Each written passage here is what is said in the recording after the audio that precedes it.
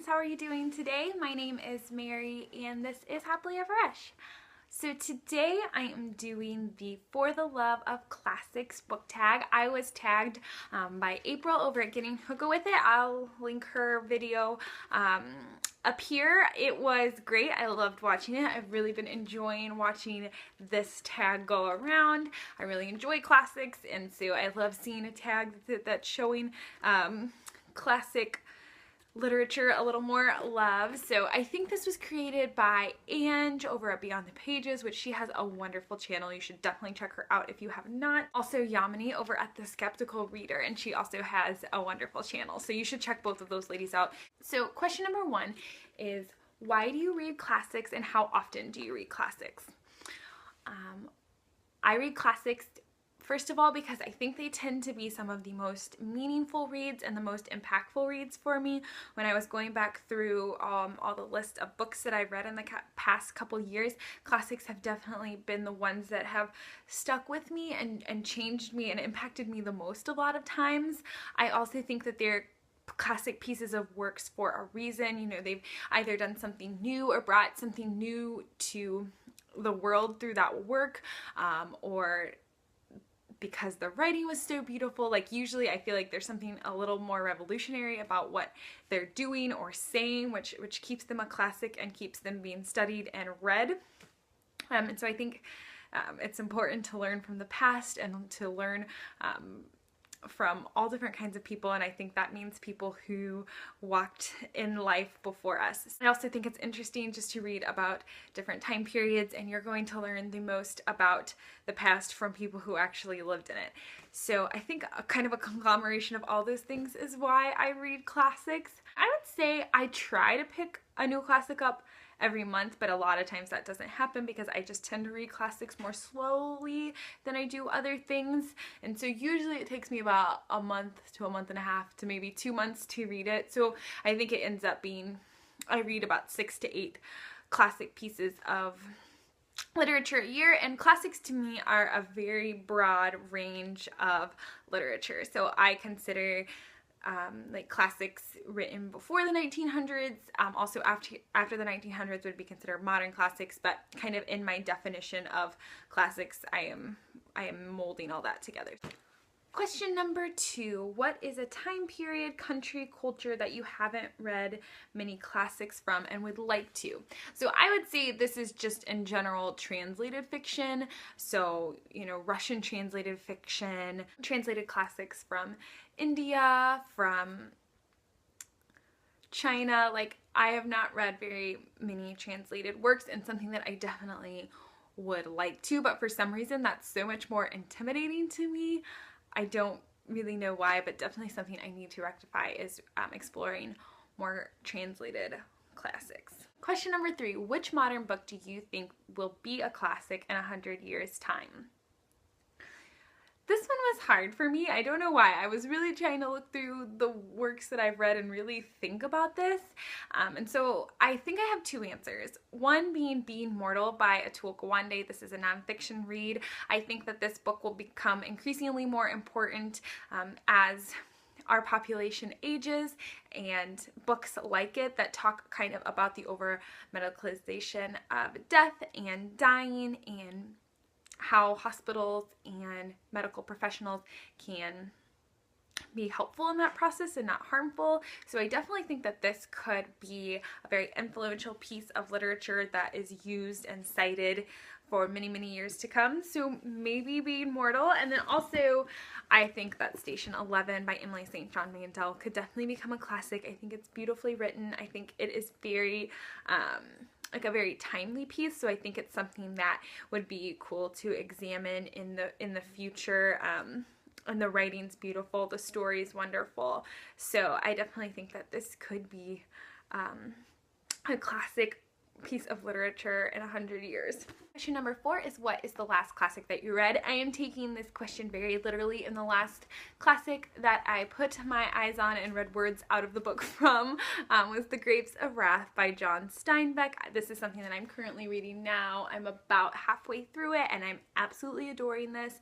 This is about the Great Depression and the Great Dust Bowl that happened in the 1930s and the huge migration of people from the Midwest to California and those western states. This is absolutely stunning so far.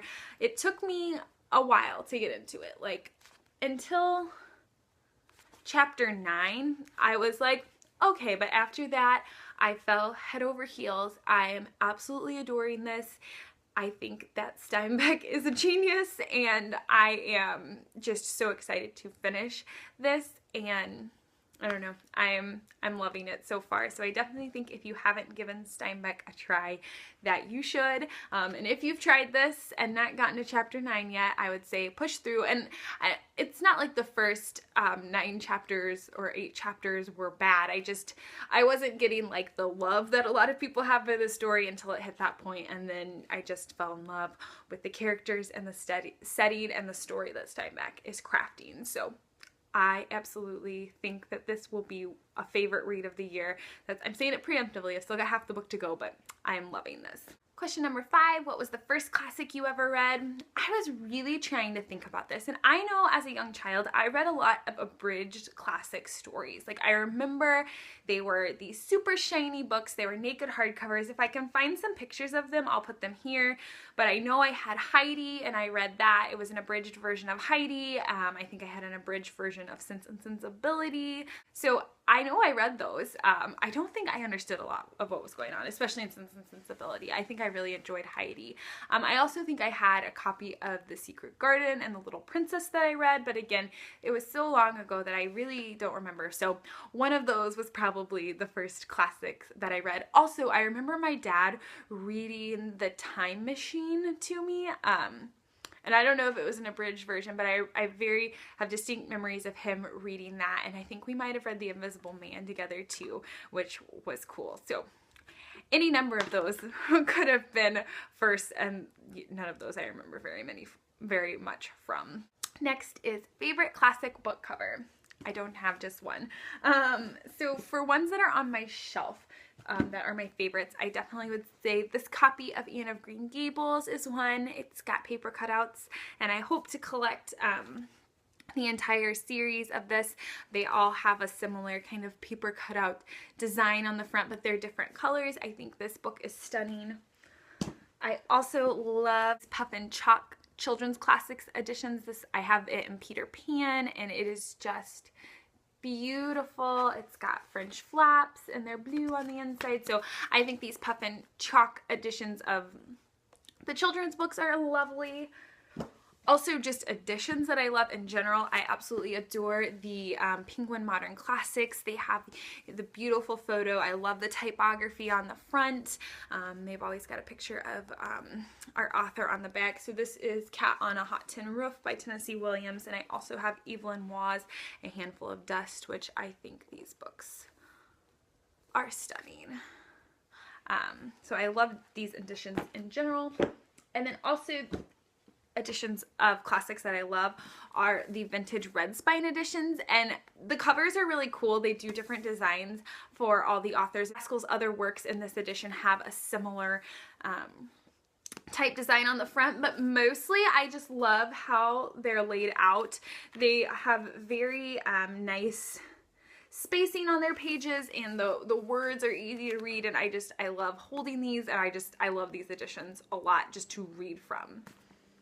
So that wasn't really a cover answer, but just editions of classics that I like. I like the vintage red spine. Question 7, classical authors that you wish had written more.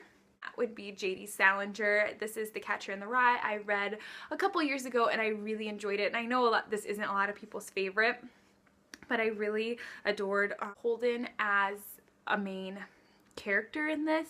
I understand why some people would be super annoyed by him, because he does have annoying qualities, but I just felt like I just understood like the way he was feeling, and I just understood why he was acting the way that he was. And you know, he does have a crappy response to his situation a lot of times, but I don't think in the time that Salinger is writing about, there were a lot of you know, outlets for young people.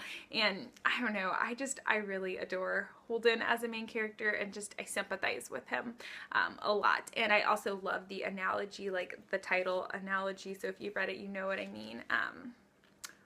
Just that thought of the Catcher in the Rye I thought was beautiful. So I really adored this, and I wish Salinger had written more novels. I definitely would have read more novels by him. Question number 8 is least favorite classic. And I really had to think about this because honestly, I don't read a lot of classics that I super dislike, because if I'm not enjoying it, I just won't read it. Like, classics are slow going for me, and I really take my time with them. And so if I'm not enjoying it, I'm not going to make myself push through it and be miserable.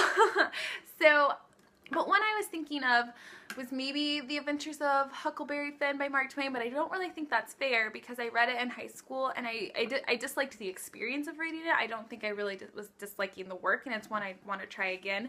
So I think one that I've read independently that I'm not a huge fan of, and it's a really popular one, is The Great Gatsby by F. Scott Fitzgerald. I just didn't understand the hype with this one, really. I loved the setting. I loved the first line, and there were beautiful sentences in this, but I just don't really think that I got it. I was just kind of like, okay. It was an okay read for me. I didn't understand what everyone loved so much about it. So maybe The Great Gatsby just kind of was above me or went over my head a little bit. Favorite translated classic, I would have to say I have not read very many. One that I've read is Madame Bovary. This is definitely not my favorite classic, but I do appreciate it for what it is and what it did in its time. This follows Madame Bovary and kind of just her life and her kind of dissatisfaction with life. It has a lot to do with cultural constraints of marriage and being a woman of that time. Question number 10, your favorite modern classic. That is 100% A Tree Grows in Brooklyn by Betty Smith. This is a beautiful coming of age story written about a young girl living in Brooklyn at the turn of the century. This is about poverty. It is about growing up. It is about family. I just thought that this book was absolutely beautiful, and I would definitely recommend this to just about anyone. I love this. So maybe she's an author that I wish had written more. So maybe I should have put her for my answer. I wish I had more from Betty Smith. Oh well. Living in Brooklyn at the turn of the century. This is about poverty. It is about growing up. It is about family. I just thought that this book was absolutely beautiful, and I would definitely recommend this to just about anyone. I love this. So maybe she's an author that I wish had written more. So maybe I should have put her for my answer. I wish I had more from Betty Smith. Oh well. Classical literary places you would like to visit. I would just say any classic that has English countryside in it. Take me there. That's where I want to go. You know, before modern times, I would just love to go to, you know, I would love to go to Helston, like in Elizabeth Gaskell's North and South, and just to see the beautiful idyllic town, or really any book that talks about the beautiful idyllic English countryside. Question number 12 is first classic that you would recommend to a child, and I would definitely recommend The Chronicles of Narnia. This is a magical story written by C.S. Lewis, and they follow all sorts of adventures in Narnia. This is a beautiful bind up of the stories, but definitely I think that these are magical, and definitely I think a great starting place with kids in classics. And then also I'm adding a part 2 to this question. So a classic that I would recommend to teenagers would definitely be The House on Mango Street by Sandra Cisneros. I had to read this in high school, and I absolutely adored it. This was written in the mid-1980s. This follows a young girl growing up in a Latin America section of Chicago, and I just thought that this was stunning. It's written in vignettes, and I think that's a really digestible way for young people to be introduced to classics, and I especially think it's important for young adults to be introduced to modern classics because I think it's important to continue to read and learn from these stories. So for any teenagers out there, I think The House on Mango Street is beautiful and you should pick it up. Question number 13 is classics that you think are mistitled and what would you rename them? And I honestly sat and thought about this forever, and I don't know, I think a lot of classics have really literal titles, like they're either the name of the character or they are the name of the place that they're set in, or they are some, you know, big theme in the story is the name of the book. So I really don't know if I've read any titles that I think are especially misrepresenting the book. Question number 14, your favorite classic you'd like to recommend to everyone. I mean, all the ones that I've mentioned, North and South, A Tree Grows in Brooklyn, House on Mango Street, Great Expectations by Charles Dickens, Jane Eyre. Could we all just read these and discuss them and be happy? I think the one that I want more people to read is A Tree Grows in Brooklyn. So maybe this should be my answer. But the James Herriot memoirs, All Creatures Great and Small, wonderful book, wonderful modern classic. So there's a whole gamut of ones that you guys should go read. And then question number 15 is, who do you tag? I'm not exactly sure who has done this tag or would like to, so I would like to tag anyone who would like to share some classical love with BookTube. I would love to hear your answers. If you do this tag, please let me know down below. I would love to go check it out if you have already done it or if you are going to do it. I would love to know. So I want to know in the comments what your favorite classic that you would recommend to everyone is. Probably so many, so tell me all of them. I hope that you guys are having a great day and I hope to chat with you soon. Bye.